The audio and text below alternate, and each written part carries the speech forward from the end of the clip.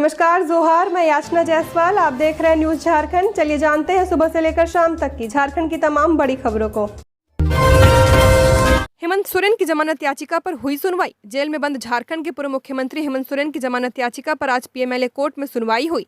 सुनवाई के दौरान ईडी ने अपना जवाब दाखिल करने के लिए समय मांगा। कोर्ट ने समय देते हुए अगले सुनवाई की तारीख 1 मई को तय की है। 30 अप्रैल तक ईडी को जवाब दाखिल कर देना है। बता दें कि हेमंत सोरेन जेल से बाहर आना चाहते हैं, इसलिए उन्होंने बेल के लिए कोर्ट का रुख किया है। उन्होंने अपने वकील के जरिए कोर्ट में जमानत याचिका दाखिल की है। बता दें कि इससे पहले बीते 16 अप्रैल को मामले में सुनवाई हुई थी। इस दौरान अदालत ने ईडी को जवाब दाखिल करने का निर्देश दिया था। इस केस के प्रमुख आरोपी पूर्व मुख्यमंत्री हेमंत सोरेन और बड़गाई अंचल के तत्कालीन राजस्व उप निरीक्षक भानु प्रताप फिलहाल होटवार जेल में न्यायिक हिरासत में बंद है। गौरतलब है कि रांची के बरियातू स्थित सेना के कब्जे वाली 8.5 एकड़ लैंड स्कैम मामले में पूछताछ के क्रम में ईडी ने हेमंत सोरेन को 31 जनवरी 2024 को गिरफ्तार किया था। हेमंत ने अपनी गिरफ्तारी से पहले मुख्यमंत्री पद से इस्तीफा दे दिया था। ईडी ने गिरफ्तारी के बाद उन्हें 13 दिनों के रिमांड पर लेकर पूछताछ की थी। वर्तमान में वह होटवार जेल में बंद है। इनके अलावा बड़गाई अंचल के हल्का कर्मचारी भानु प्रताप भी इस वक्त न्यायिक हिरासत में जेल में है। इस केस में जमीन के फर्जी डीड बनाने के मास्टरमाइंड मोहम्मद सद्दाम हुसैन को भी गिरफ्तारी की गई है। केंद्रीय मंत्री अर्जुन मुंडा ने आज खुंटी से भरा पर्चा। नॉमिनेशन के बाद road show. Khunti Lok Sabha seat के लिए आज भाजपा उम्मीदवार और केंद्रीय मंत्री अर्जुन मुंडा ने नॉमिनेशन फाइल किया।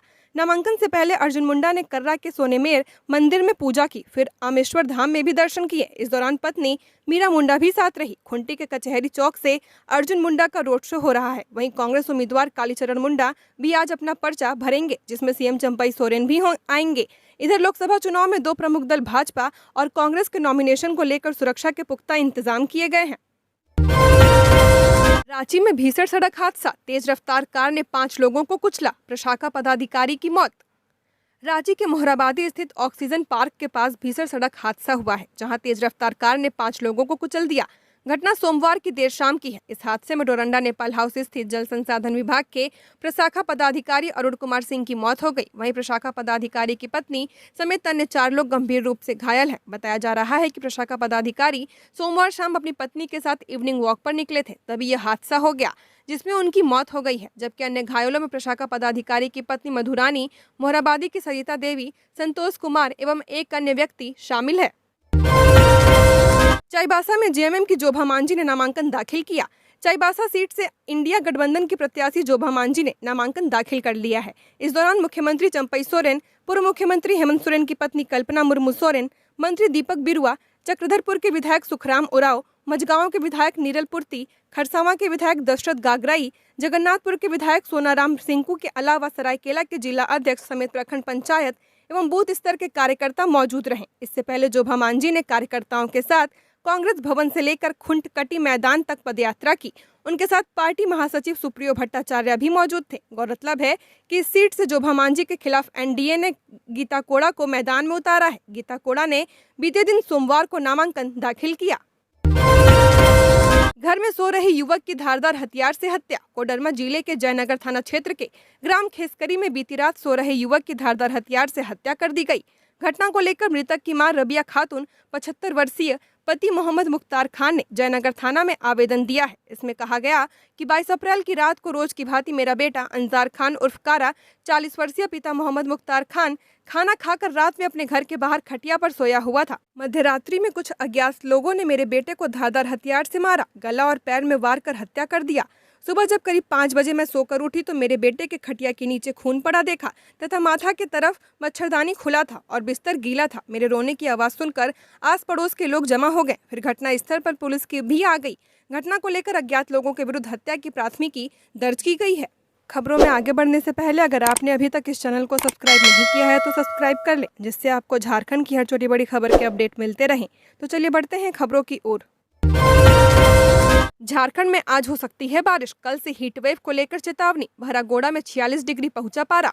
झारखंड के कई हिस्सों में आज भी बारिश होने की संभावना है। राजधानी रांची सहित राज्य के कई हिस्सों में सुबह से हल्के बादल नजर आने लगे हैं। मौसम विभाग ने मौसम में आए इस बदलाव को देखते हुए येलो अलर्ट जारी किया है। राज्य के दक्षिणी और निकटवर्ती मध्य भाग में आज गर्जन और तेज हवा के साथ बारिश के आसार हैं। इस दौरान हवा की रफ्तार 30 से 40 किलोमीटर होने की संभावना है। वज्रपात और हवा की तेज रफ्तार को देखते हुए मौसम विभाग ने सतर्क रहने की अपील की है। कल 24 अप्रैल को मौसम विभाग ने किसी तरह का अलर्ट जारी नहीं किया है, लेकिन 25 और 26 अप्रैल को हीट वेव को लेकर सतर्क रहने की अपील की गई है। राज्य में कोल्हान प्रमंडल के पूर्वी और पश्चिमी सिंहभूम, सरायकेला, खरसावां में हीट लहर की संभावना है। 26 अप्रैल को इनके साथ उत्तरी छोटा नागपुर प्रमंडल के बोकारो और धनबाद जिले में संथाल प्रमंडल के देवघर और जमताड़ा, दुमका, पाकुड़ और साहिबगंज में हीट वेव को लेकर सतर्क रहने की अपील की गई है। आज राज्य के कुछ हिस्सों में बारिश के आसार हैं, तो कल से राज्य के कई हिस्सों में हीट वेव को लेकर अलर्ट जारी किया गया। 27 और 28 अप्रैल को किसी तरह का अलर्ट जारी नहीं किया गया है। 23 अप्रैल से लेकर 26 अप्रैल तक राज्य में अधिकतम तापमान 40 डिग्री सेल्सियस और न्यूनतम तापमान 26 डिग्री सेल्सियस के आसपास रहने की संभावना है। +2 स्कूल 11वीं में नामांकन की प्रक्रिया शुरू, ज्यादातर संस्थानों में अंक होगा आधार। जैक बोर्ड 10वीं का रिजल्ट जारी कर दिया गया है। इसके साथ ही जैक बोर्ड के +2 स्कूल व इंटर कॉलेजों में नामांकन की प्रक्रिया शुरू हो चुकी है। वहीं सीएम स्कूल ऑफ एक्सीलेंस में भी नामांकन फॉर्म मिलने शुरू हो चुके हैं। एडमिशन फॉर्म ऑनलाइन व ऑफलाइन दोनों माध्यम पर मिल रहे हैं। ज्यादातर स्कूल व इंटर कॉलेजों में 10वीं के अंकों के आधार पर एडमिशन होगा। वहीं कुछ जगहों पर एंट्रेंस टेस्ट के माध्यम से एडमिशन लिया जाएगा। इसके साथ ही डायरेक्ट एडमिशन भी लिया जाएगा। गोड्डा में दीपिका बदली गई, अब चतरा में केएन त्रिपाठी पर गिरेगी गाज। गोड्डा से दीपिका पांडे का टिकट काटकर विधायक प्रदीप यादव को दे दिया गया। वहीं अब चतरा से विपक्ष के प्रत्याशी केएन त्रिपाठी का विरोध जारी है। पार्टी अब उनके नाम पर भी मंथन कर रही है और रिपोर्ट मांग रही है। चर्चा है कि अगर प्रत्याशी की रिपोर्ट सही नहीं पाई गई तो उनका नाम भी बदला जा सकता है। अगले 4 से 5 दिन में इस पर भी फैसला आने की पूरी संभावना है। बता दें कि विपक्षी गठबंधन से पहले बीजेपी ने भी यह कदम उठाया। बीजेपी ने सांसद सुनील सोरेन के नाम की घोषणा के बाद उनका टिकट काटकर विधायक सीता सोरेन को दे दिया था। गौरतलब है कि बीजेपी की ओर से प्रत्याशियों की घोषणा और फिर उसमें भी बदलाव होने के बाद भी कांग्रेस की ओर से प्रत्याशियों की घोषणा नहीं की जा रही थी। कांग्रेस का रुख था कि वह ठोक बजाकर प्रत्याशियों के नाम का ऐलान करेगी ताकि उसे बाद में भाजपा की तरह प्रत्याशी बदलना न पड़े। इसके बावजूद कांग्रेस ने नेताओं कार्यकर्ताओं के विरोध के दबाव में एक प्रत्याशी बदल दिया है और एक बदलने की तैयारी में है। जमीन घोटाले के मास्टरमाइंड ने खोले कई राज। जेएमएम नेता अंतु तिर्की, सीआई भानु प्रताप समेत 6 लोग चलाते थे रैकेट। अफसर अली था मास्टरमाइंड। रांची में हुए जमीन घोटाले और उसकी जांच कर रही ईडी ने पीएमएलए कोर्ट में बड़ा खुलासा किया है। ईडी ने कोर्ट को पूरी जानकारी दी है, जिसमें बताया गया है कि रांची में गलत कागज बनाकर वर्षों से जमीन की हेराफेरी की जा रही थी। इसके लिए बाकायदा पूरे रैकेट काम कर रहा था। इस जमीन घोटाले का मास्टरमाइंड अफसर अली है। अफसर अली जेएमएम नेता अंतु तिर्की, मोहम्मद सद्दाम हुसैन, बड़गाई अंचल के तत्कालीन राजस्व उप निरीक्षक भानु प्रताप प्रसाद, जमीन कारोबारी विपिन सिंह, प्रियरंजन सहाय और इरशाद अख्तर के साथ मिलकर जमीन घोटाले का बड़ा रैकेट चला रहा था। की ओर से दी गई जानकारी के मुताबिक रैकेट में शामिल लोग पहले भूयरी जमीनों को चिन्हित करते थे। जमीन चिन्हित करने के दौरान वे इस बात की पूरी तफ्तीश कर लेते थे कि जमीन की बिक्री नहीं हो सकती थी। फिर उक्त जमीन की डीड और दस्तावेज अरेंज करते थे। फिर रैकेट के सदस्य उस जमीन के मूल डीड में छेड़छाड़ कर जमीन की प्रकृति में हेरफेर कर देते थे। फिर उसे जमीन को बेच देते थे। इस रैकेट में अफसर अली ही वह व्यक्ति है जो फर्जी डीड बनाने का मास्टरमाइंड है। अपने साथियों के साथ मिलकर रांची और कोलकाता स्थित भू राजस्व विभाग के सरकारी अधिकारियों की मिलीभगत से रांची में बड़े पैमाने पर जमीनों की हेराफेरी की गई है। सरायकेला में मोदी सरकार पर बरसे मुख्यमंत्री, कहा 10 साल में 80 करोड़ आबादी को 5 किलो चावल देना, बस यही है मोदी की गारंटी।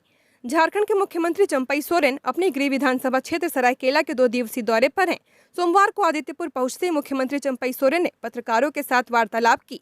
इस मौके पर उन्होंने रांची में आयोजित उलगुलान न्याय महारैली को सफल बताते हुए मोदी सरकार पर तीखा प्रहार किया। रविवार को रांची में संपन्न हुए इंडिया गठबंधन की उलगुलान न्याय रैली को सफल बताते हुए मुख्यमंत्री चंपई सोरेन ने कहा कि देश भर से इंडिया गठबंधन नेताओं के एकता का परिचय उलगुलान रैली के माध्यम से दिया गया, जिसका नतीजा इस लोकसभा चुनाव 2024 में झारखंड में खूब देखने को मिलेगा। सीएम ने दावा किया कि झारखंड की सभी 14 लोकसभा सीट इंडिया गठबंधन के खाते में ही आएगी।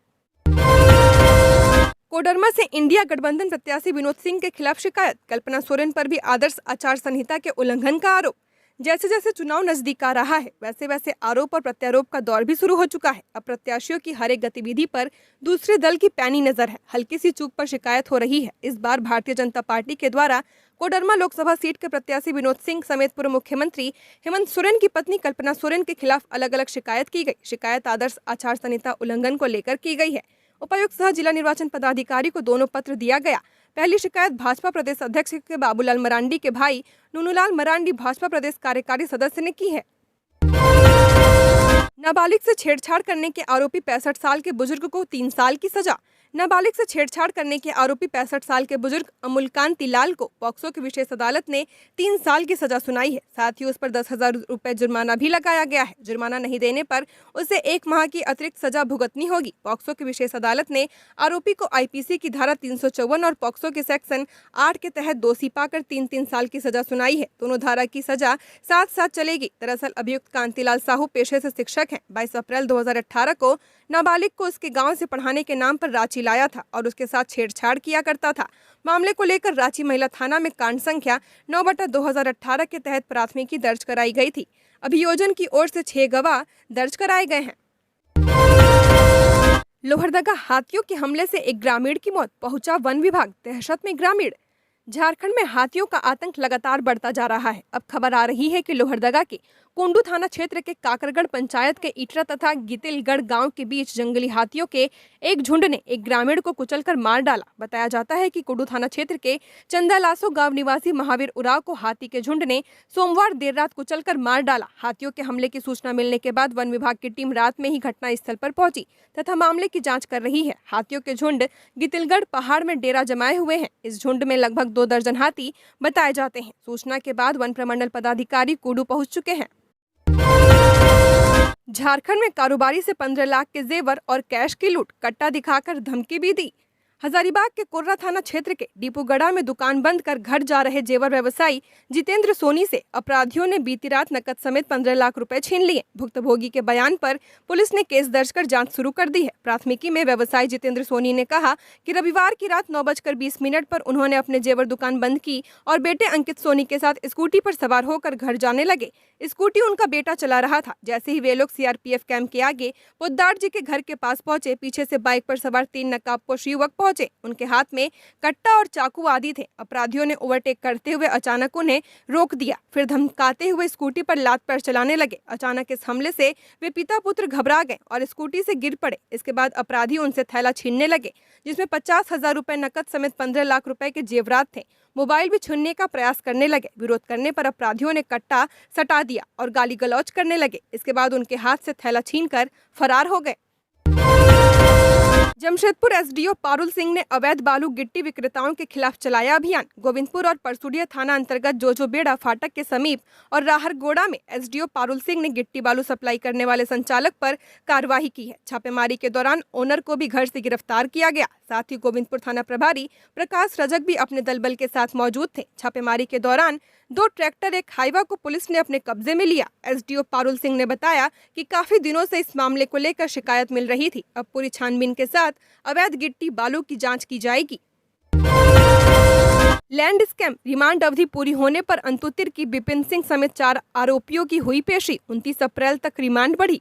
पूर्व मुख्यमंत्री हेमंत सोरेन से जुड़े 8.46 एकड़ जमीन के फर्जीवाड़ा मामले में मंगलवार को रिमांड पूरी होने के बाद जेएमएम नेता अंतु तिर्की, जमीन कारोबारी विपिन सिंह, मोहम्मद इरशाद और प्रियरंजन सहाय के अलावा अफसर अली को ईडी की विशेष अदालत में पेश किया गया। ईडी की ओर से पूछताछ के लिए फिर से 7 दिनों की रिमांड की मांग की गई। कोर्ट ने 29 तक के लिए रिमांड बढ़ा दी है। दरअसल रिमांड पर लिए गए फर्जी दस्तावेज बनाने के मास्टरमाइंड मोहम्मद सद्दाम हुसैन से पूछताछ के आधार पर ईडी ने बीते दिनों जेएमएम नेता अंतु तिर्की, जमीन कारोबारी विपिन सिंह समेत 4 लोगों के ठिकाने पर छापेमारी की थी। ईडी ने अफसर अली को 8.46 एकड़ जमीन के फर्जीवाड़े मामले में प्रोडक्शन रिमांड पर लिया था। मामले में अब तक पूर्व मुख्यमंत्री हेमंत सोरेन, भानु प्रताप प्रसाद समेत 5 को चार्जशीट आरोपी बनाया गया है। अब तक 8 लोगों की गिरफ्तारी हुई है। जेपीएससी प्रीलिम्स रिजल्ट 2023 आउट, जाने कुछ मुख्य परीक्षा की संभावित तिथि।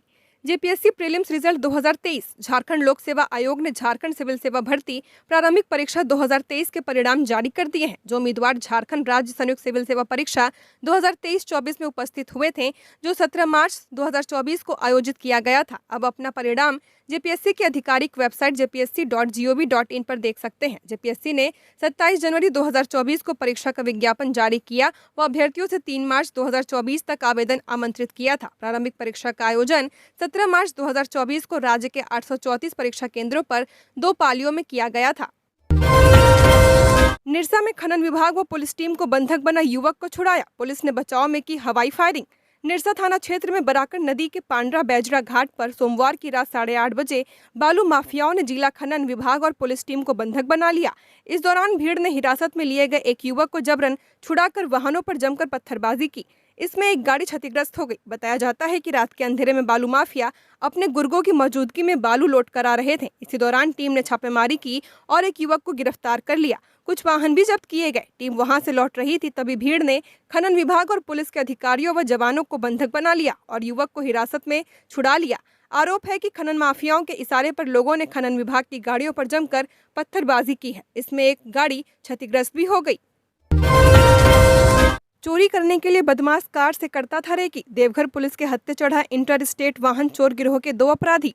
देवघर पुलिस ने चोरी की कारों से ही रेकी करके वाहन चोरी की वारदात करने वाले गिरोह का खुलासा करते हुए 2 आरोपी को गिरफ्तार किया है। गिरफ्तार आरोपी में बिहार के मुंगेर जिले के संग्रामपुर थाना क्षेत्र के चकेली निवासी रतन कुमार और तारापुर थाना क्षेत्र के गाजीपुर निवासी मोहम्मद शहनशाह का नाम शामिल है। आरोपी की निशानदेही पर चुराया गया बोलेरो, घटना में प्रयुक्त स्विफ्ट कार और 2 मोबाइल पुलिस ने बरामद किया है। पुलिस के अनुसार 8 अप्रैल को देवघर स्थित रांगा मोड़ स्थित एक घर के बाहर से बोलेरो रात को चोरी हुई थी। मामले को लेकर टाउन थाना में कांड संख्या 220/2024 प्राथमिकी दर्ज किया गया था। झारखंड की और खबरों के लिए बने रहिए हमारे साथ। हमारे चैनल न्यूज झारखंड पर चैनल को सब्सक्राइब करें, साथ बेल आइकन को प्रेस करें। नमस्कार।